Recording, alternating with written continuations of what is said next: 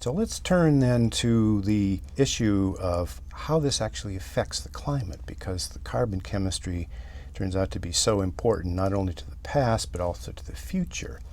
And the thing to emphasize is that the deglaciation, the removal of ice in the northern hemisphere, is controlled by the total amount of solar energy that's received by the northern hemisphere in the summer season.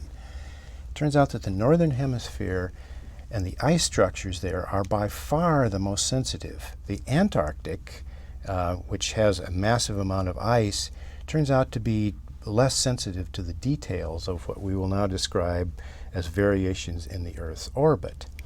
But we come back to the fact that when we started 40 million years ago and our silicate carbonate reactions drew CO2 down and brought us into this oscillation between glacial and interglacial periods, where glacial periods represent the ice ages, interglacial conditions of far less ice in the northern hemisphere.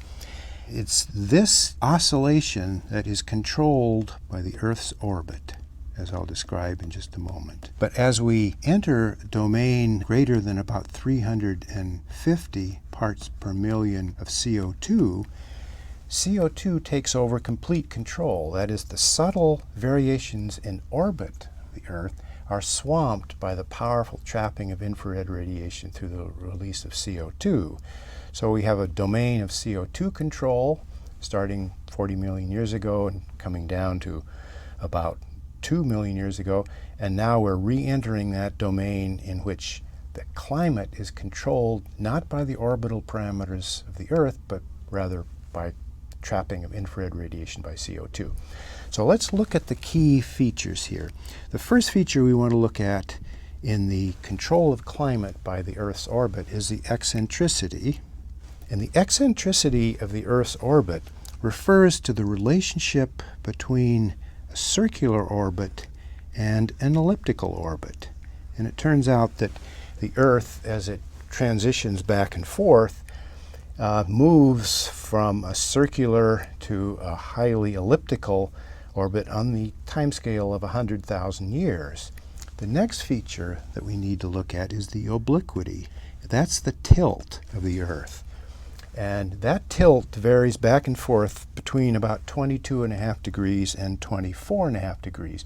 And we happen to be sitting right now where the tilt is 23.5 degrees, about halfway between its extremes.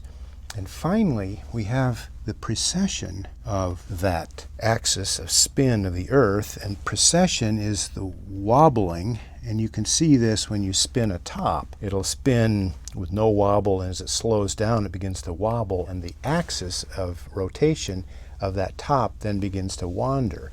And that's true of the Earth, and that's another important factor in controlling the climate system. So again, the northern hemisphere glaciers, which are by far the most sensitive, are controlled by the amount of sunlight integrated over the duration of the northern hemisphere summer. So as the orbital parameters play into this, we go into and out of ice ages.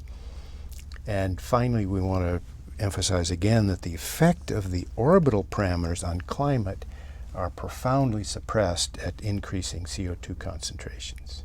So the eccentricity varies on periods of 100,000 years.